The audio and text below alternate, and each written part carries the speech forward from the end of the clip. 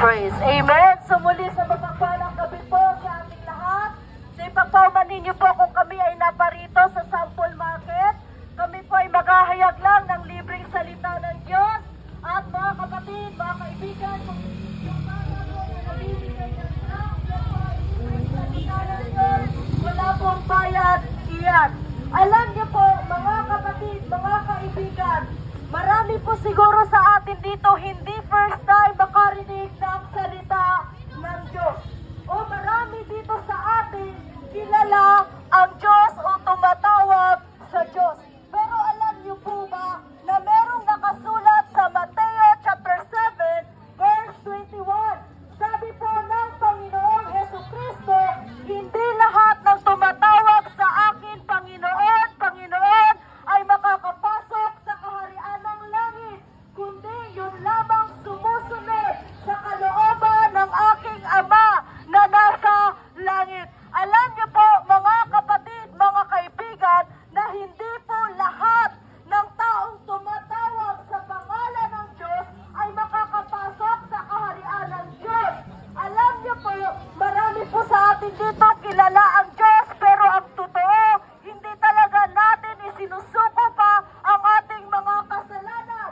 Sabi po sa Isaiah chapter 59 verse 2, ang inyong mga kasalanan ang siyang naging dahilan kung bakit kayo nahiwalay sa Diyos.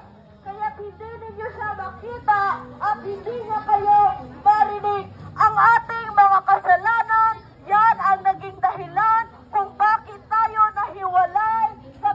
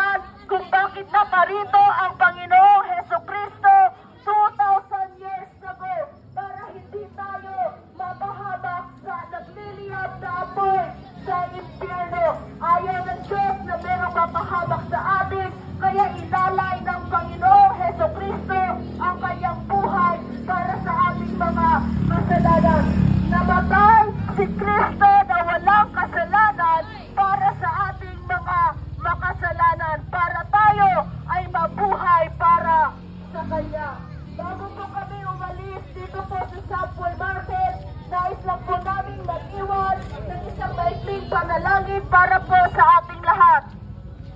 Aming Diyos na banal at makapangyarihan sa lahat. Panginoon, maraming salamat po sa buhay ng aming Panginoong Jesucristo na ibinigay niya ang kanyang buhay 2,000 years ago para sa aming mga kasalanan, Panginoon. Maraming salamat, Panginoon, sa iyong dakilang grasya, sa iyong habag, sa iyong nagmamahal, Panginoon, at awa sa aming mga tao.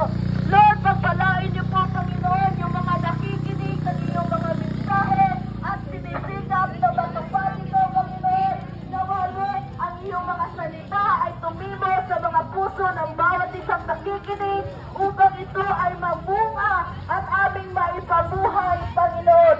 Tulungan mo kami na magiging kalugod-lugod kami sa iyong paningin, Panginoon.